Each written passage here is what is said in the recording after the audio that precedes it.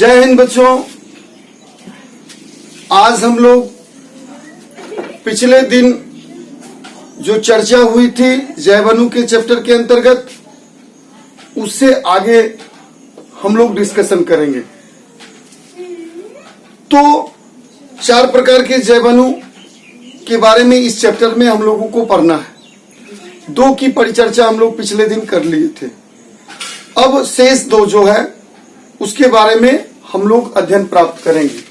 तो पहला इसमें आता है हमारा तीसरा जो प्रकार है बेटा, वह है आपका विटामिन। कार्बोहाइड्रेट के बारे में हम लोग पढ़ चुके हैं, प्रोटीन के बारे में हम लोग पढ़ चुके हैं। आज का जो हमारा टॉपिक है वह पहला है विटामिन। तो विटामिन क्या है? नहीं,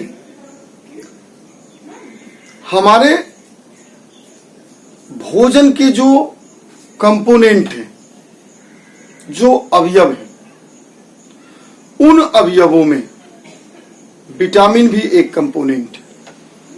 जैसे कार्बोहाइड्रेट, प्रोटीन, वसा, विटामिन, खनिज लवण और जल। नहीं, हमारे भोजन के यही कंपोनेंट।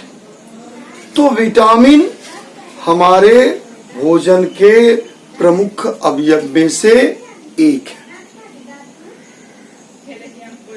इसको हम लोग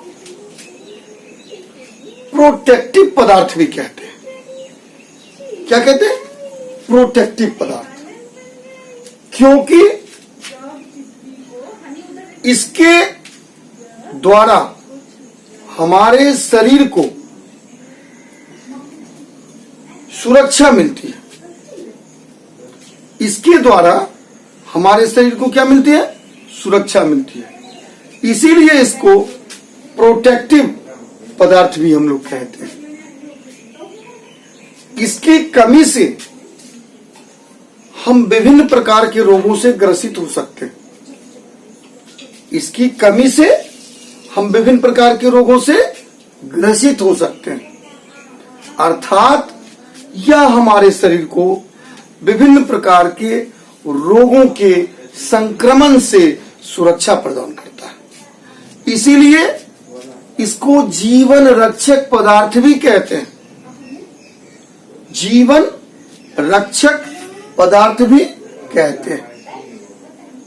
तो विटामिन हमारे भोजन का प्रमुख अवयव है। यह हमारे शरीर को सुरक्षा प्रदान करता है। इसकी कमी से हम लोग विभिन्न प्रकार के रोगों से ग्रसित हो सकते हैं। विटामिन को सबसे पहले 2 भागों में बांटा गया है। एक को हम लोग वसा में घुलनशील विटामिन कहते हैं और दूसरे को हम लोग जल में घुलनशील विटामिन कहते हैं। अर्थात विटामिन को कितने भागों में बांटा गया? 2 भागों। पहला को क्या बोलते हैं? वसा में घुलनशील। वसा में घुलनशील विटामिन। और दूसरे भाग को क्या कहते हैं बेटा? जल में घुलनशील विटामिन। जल में घुलनशील विटामिन।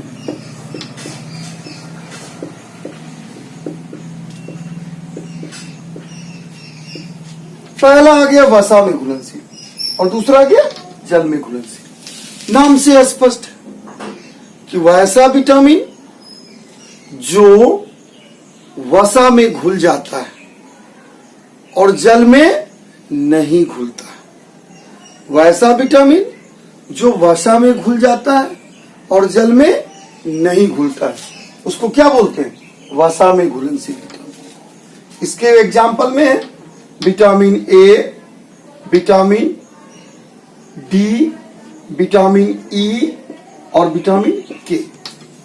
ये विटामिन वसा में घुलनशील। और वैसा विटामिन जो जल में घुलनशील है उसका उदाहरण है B complex, vitamin B complex और विटामिन सी।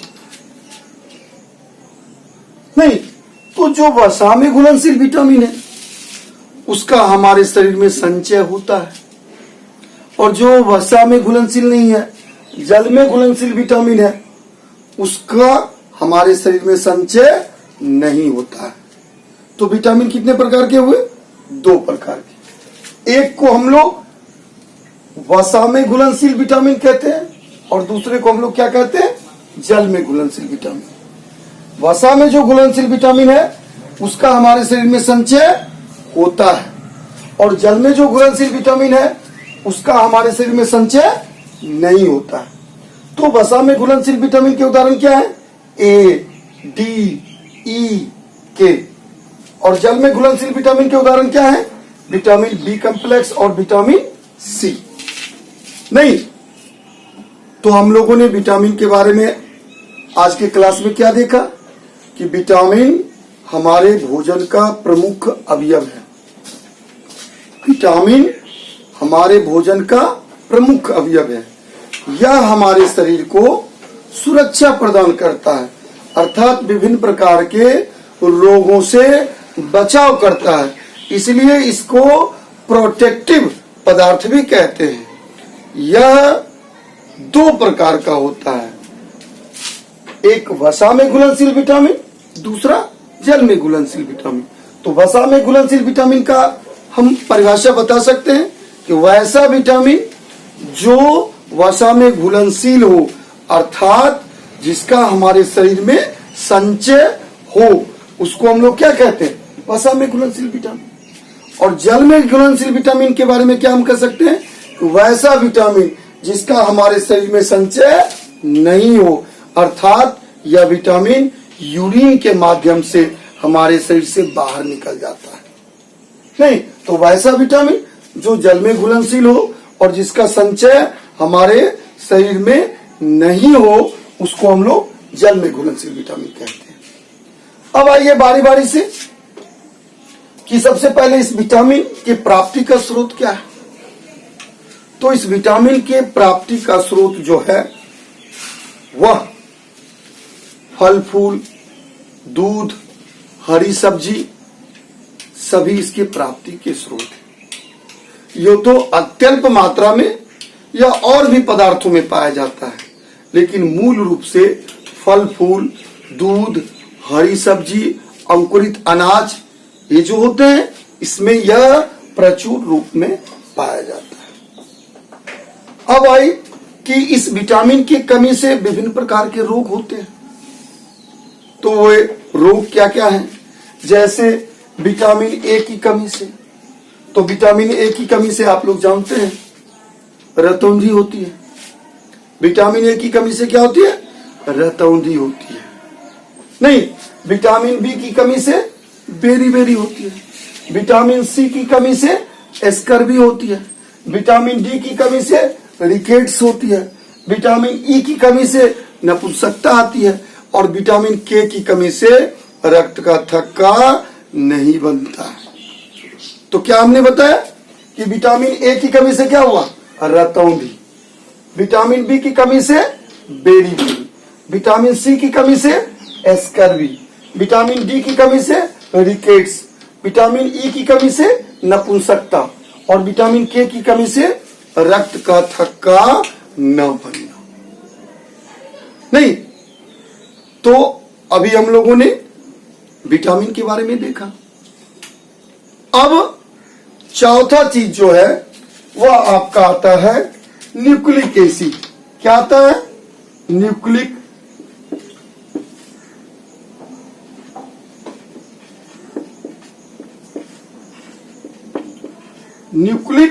अम्ल। ये न्यूक्लिक अम्ल क्या है इसके बारे में हम लोग देखते हैं। न्यूक्लिक अम्ल तो न्यूक्लिक अम्ल एक रासायनिक पदार्थ है जो मूल रूप से न्यूक्लियस में पाया जाता है। किसमें पाया जाता है? न्यूक्लियस। हमारा जो कोशिका होता है, कोशिका में न्यूक्लियस पाए जाते हैं। और उस न्यूक्लियस में एक प्रकार के द्रव्य पाए जाते हैं। उस द्रव्य में जो है, उस द्रव में एक प्रकार का अम्ल पाया जाता है जिसको हम लोग न्यूक्लिक अम्ल कहते हैं। जिसको हम लोग क्या कहते हैं? न्यूक्लिक एसिड बोलते हैं। न्यूक्लिक अम्ल दो प्रकार के होते हैं। कितने प्रकार के होते हैं? दो प्रकार। एक को हम लोग बोलते हैं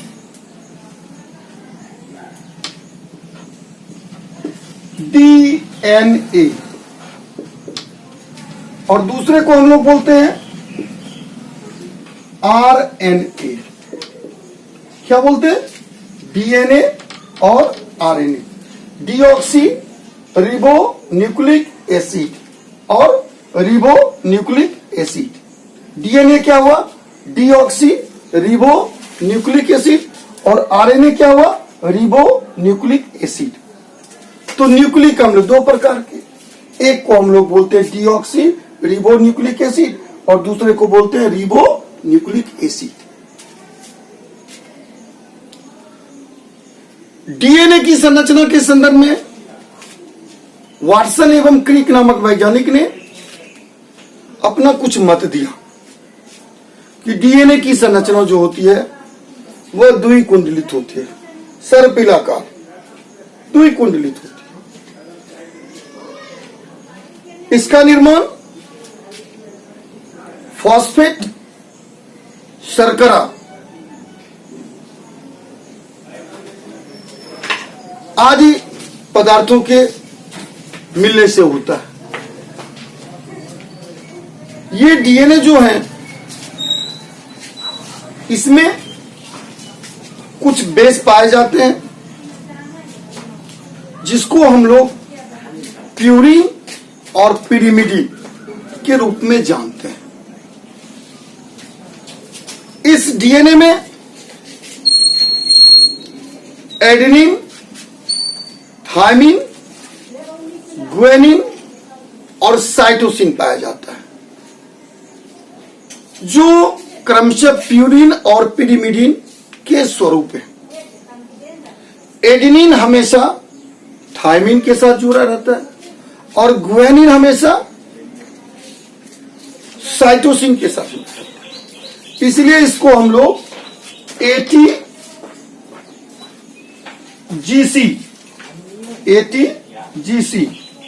एडेनिन, थायमिन, गुआनिन, साइटोसिन, इस फॉर्म में इसको हम लोग बोलते हैं। यह डीएनए हमारे आनुवांशिक गुणों का वहन करता है, एक पीढ़ी से दूसरे पीढ़ी में पहुंचाता है। नहीं तो डीएनए क्या है? कि डीएनए एक न्यूक्लिक एसिड है जिसका पूरा नाम डीऑक्सी रिबो न्यूक्लिक अम्ल होता है। वाटसन एवं क्रिक के मॉडल के अनुसार डीएनए की संरचना जो होती है वह द्विकुंडलित होती है, सर्पिलाकार होती है। इसमें प्यूरिन और पिरिमिडिन बेस पाए जाते हैं, साथ ही साथ फॉस्फेट एवं शर्करा भी पाई जाती है। इस प्यूरिन और पिरिमिडिन के बेस के रूप में जो है एडेनिन, थायमिन, गुआनिन और साइटोसिन पाए जाते हैं। एडेनिन हमेशा थायमिन के साथ जुड़ा रहता है और गुआनिन हमेशा साइटोसिन के साथ जुड़ा रहता है। यह डीएनए आनुवांशिक गुणों का वहन करता है, अर्थात हमारे जो पैतृक गुण होते हैं उसको एक पीढ़ी से दूसरे पीढ़ी ले जाने में सहायक होता है। अब दूसरा आ गया आरएनए। इसका पूरा नाम है ribo nucleic acid, ribo nucleic acid. इसकी संरचना धागेनुमा होती है। कैसी होती है? धागेनुमा होती है। यह तीन प्रकार का होता है। एक को हम लोग बोलते हैं mRNA। क्या बोलते हैं? mRNA, messenger RNA. दूसरे को हम लोग बोलते हैं tRNA, ट्रांसफर आरएनए, और तीसरे को हम लोग बोलते हैं रिबोसोमल आरएनए, आरआरएनए। नहीं तो आरएनए कितने प्रकार के होते हैं? 3 प्रकार के, mRNA messenger RNA, tRNA transfer RNA, rRNA ribosomal RNA. तो इसके नाम से स्पष्ट है कि एमआरएनए क्या किया? मैसेज करने में सहायक होता है, मैसेंजर। टीआरएनए ट्रांसफर करने में सहायक होता है, और आरआरएनए राइबोसोमल आरएनए प्रोटीन के संश्लेषण में सहायक होता है। तो ये आरएनए और ये डीएनए, ये दोनों न्यूक्लिक अम्ल के अंतर्गत आते हैं। तो हम लोगों ने क्या देखा आज कि विटामिन 2 प्रकार के होते हैं, एक वसा में घुलनशील विटामिन, दूसरा जल में घुलनशील विटामिन।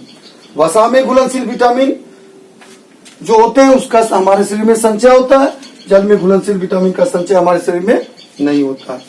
वसा में जो घुलनशील विटामिन है उसके उदाहरण विटामिन ए, डी, ई, के है, और जल में घुलनशील विटामिन के उदाहरण बी कॉम्प्लेक्स और विटामिन सी है। या बी कॉम्प्लेक्स हम लोग इसलिए लिखते हैं कि विटामिन बी को फिर से कई भागों में बांटा गया है, विटामिन B6, विटामिन B12 और भी कई भागों में इसको बांटा गया। इसको सम्मिलित रूप से विटामिन बी कॉम्प्लेक्स कहते हैं। विटामिन ए की कमी से रतौंधी, बी की कमी से बेरीबेरी, सी की कमी से स्कर्वी, डी की कमी से रिकेट्स, ई की कमी से नपुंसकता और के की कमी से रक्त का थक्का न बनना। अब आ गया न्यूक्लिक अम्ल।